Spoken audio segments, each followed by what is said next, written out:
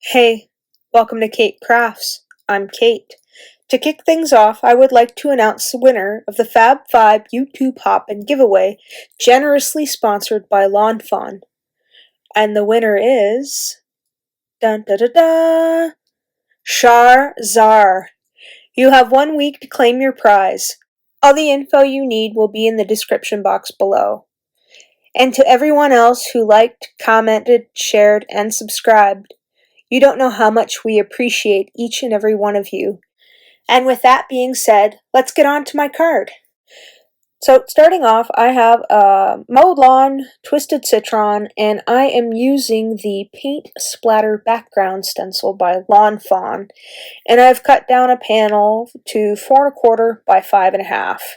Now I am just putting on this Twisted Citron as my base, making sure I get in all the nooks and crannies, and then I'm going to go around the edges with the Mowed Lawn. Overall, I wasn't sure if this really played much a part in the overall look of it.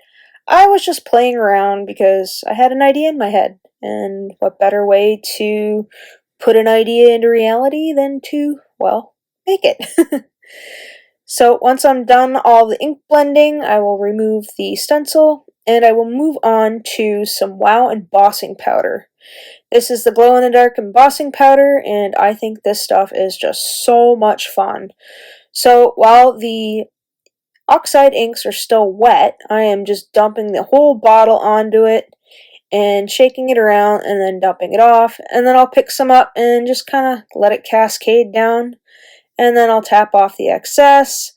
I'll grab a little bit of a brush and kind of flick off the edges there that I don't want, and once I'm done with that, I will put everything back into the container because my luck, I will sneeze and, you know, embossing powder will go everywhere. So once I've got my heat tool all warmed up, I will go around the back and the front and heat up all of the embossing powder so it's nice and melty and you get this really cool green color, like toxic splats or something. I don't know, I thought these colors would be very, very cool for Halloween because why not? Green. And we're going to do something a little bit different here. So now that I've got all that heated up and set and now it's cooled, I'm going in with some Wilted Violet in the center and making a huge old mess because I can. And then next I'm going to grab a full stick Post-it note to cover up my fingers, and that way I don't get fingerprints all over the ink. And then I'm going to go around with this Villainous Potion, again being very heavy-handed with this because I want this nice and dark, and I didn't want to use any kind of purple paper because I wanted the green to show up, and I figured why not do some emboss resist? Yeah, emboss resist. It's a little late as I'm doing this, so I'm just going around now with the edges with some black soot just to kind of darken that up and give it a little more of a spooky effect because black soot and Villainous Potion and Twisted Citron, I'm just getting my spooky groove on. So I'm going to take a piece of paper towel here that I've got, and I'm just going to buff off that excess ink from the embossed areas, and then I'm just going to go lightly with a spritz bottle and just spritz a little bit onto my napkin, and then I will just buff out the rest of it. Next up, we are going to do a little bit of splatter, and I am going to use Vintage Lilac for my purple. This is my Pearlescent Fine Tech watercolors in the Chameleon, I believe they are. So once I'm happy with the amount of the Vintage Lilac, I'm going to go in with some Patina. And these colors are just absolutely wonderful. I am so glad that I picked up this palette and the other palette that I got, and yeah, I think it was a good investment because they are so great for splattering, and I can't wait to do my Christmas cards with them, but not quite yet. So I've gone ahead and I've already colored all my little images. I figured I'd skip this video. The Copic Sketch markers that I used was a V17, a YG06, E29, E25, C9, C7, C5, C3, C1, And I ended up using a Y17 for the little belt there, and I didn't really like it because the black kind of already bled through it, or the C9 already bled through it, so I'm just going to go around that with my white jelly roll pen. That's a Sakura jelly roll pen in a 1.0, I believe. And I'm just going to add some dots and dashes, going around, giving it a little bit of texture and dimension. Well, not so much texture, but just to kind of give it more of a rounded, cutesy effect, because, come on, it's a potion and a kitty mixing up a cauldron and making a big old mess. So I needed a sentiment from the front of the card, and I figured I would just stick with the stamp set itself and not get too involved. And then I thought, well, I might as well take another sentiment and put it on the inside. And then I think, wait a minute, I could probably get away with doing this scene in landscape, so that's what I'm going to do.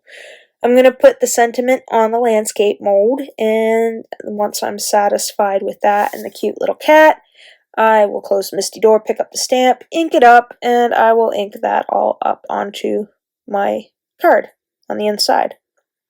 So I'll go ahead and wipe everything off, and then I'll take the little twinkly sparkles here and add those to the inside too, because they're just so cute. So I'm going to take the sentiment for the front that I've cut down with my guillotine trimmer, and I'm just going to go around the edges with a black 100 Copic marker, and that's just going to kind of like darken up the edges and make it look like it's on purpose. And once I have an idea of how I want everybody to look, I'm going to glue my critter together. I'm going to have the cat standing on top of this little stool, and she's going to have a little witch hat on, and she's going to be holding the spoon in her hand. And I figured I'd get this done first. That way I'm not dealing with, wet glue and all these little parts. And I just thought it'd probably be a better idea than trying to lay everything individually, because sometimes I just don't think things through, and I was trying to make an effort to think things through, and I think I did alright. At least I hope. But I find that if I've got little bits like this that I've got glued together, and I need them to stick, and there's not a lot of real estate for them to hold on to, I like to use my reverse tweezers to kind of hold them together until the glue is somewhat set and not squishy and pushy around kind of thing. So once I'm happy with exactly how I want it, I'm going to add that little spoon to her hand. Gosh, she's so cute. I love the cats from Purrfectly Wicked. I think it was like one of my first stamp sets, I want to say. I only started collecting Lawn Fawn about a year ago, and I swear, it is like an absolute addiction. I can't get enough of how cute all of their critters are, and how all of their sets work together, and God, listen to me go on and gush about them. Is Lawn Fawn your favorite? Do you love Lawn Fawn just as much? Or what is your favorite stamp companies? I have to say Lawn Fawn is one of my favorites, but, don't tell the other stamp companies because I don't want their feelings hurt. Gosh, I sound like one of my uncles. You're my favorite niece. Just don't tell your cousins. Anyway, once I'm happy with where everybody's going to go, I'm going to add some liquid glue to the back of my cauldron. I thought about putting like a little something in behind just to kind of make the cauldron look a little more dimensional, but I kind of just decided to stick with this. So I'm going to, whatever the little poof is, I'm going to glue that down too. And gonna go right on top. Like, I could have used my tape runner or, some double-sided adhesive, but I thought because there was so much texture to the front of my card with the embossed splatters and stuff like that, that it probably would be best just to go in with some liquid adhesive, just because sometimes that's a little bit better.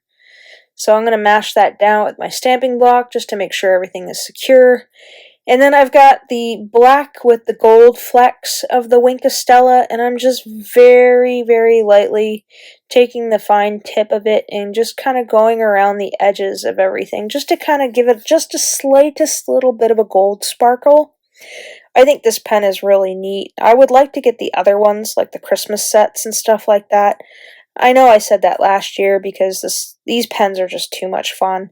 And I like the difference they have between the Sakura Stardust pens and the Wink of Stella. Like, I think those two are my only ones that I think I've ever tried, but I do really like them both. They both have different purposes, but for this purpose, I'm going to go in with the clear Wink of Stella, just to kind of maybe look like I have something in there, but it's kind of clear and sparkly and you can see through it. And because I got glue right around that area, I'm just going to go kind of all willy-nilly with it and go along the edge, like some of the clear weird potion has spilled over onto the sentiment, but I don't know how it got there because I didn't put any dripping down the side. I just kind of put it in the background like the cat made a big mess. I mean, yeah, I think I'll go with that story. So I'm just going to go back and forth until I'm absolutely satisfied with how I want this to look. I had a little bit of glue down there too that had dried, sorta, and I'm just kind of, kind of like the little water technique that I use when I've gotten a string of glue somewhere. I just kind of try to mask it with something else, and whether or not this turned out nice with the Wink of Stella, meh, it is what it is.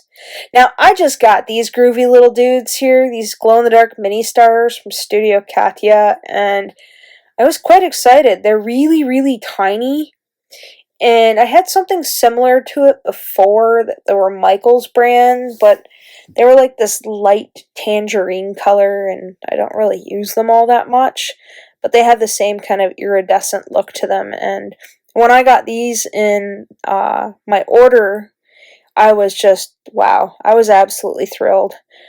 I'll probably have a haul video coming up for these two, maybe next, depending on how I get it done, but I don't know, I thought these were quite exciting, so I'll just go around, no rhyme or reason. I thought about going in sets of 3, but then I thought, well, these guys are really tiny, and they're just going to barely catch the light, so it won't be, I guess, too overwhelming to have too many of them, because you won't really see them. They'll kind of be like the splatters in the background.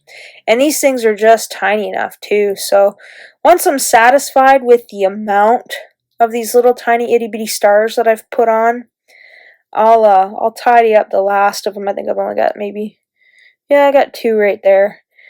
They glow in the dark quite well. All you gotta do is charge them in front of the light for a second, and then boom, they glow. So I'll touch that up right there, and I think I'm done. So there's my card, and then there's with the lights off. You can see where I splattered over top of it, but how cool is that? I think this turned out rather nice. I'm quite pleased with everything, even of the mess-ups. And there you have my finished card, and once again with the lights off because it's glow in the dark. And it's just so cool. So if you've enjoyed today's content or found it helpful, please give this video a like. I also welcome you to subscribe, as I post weekly. Here's another video I think you might enjoy. Thanks for hanging out with me today. Take care.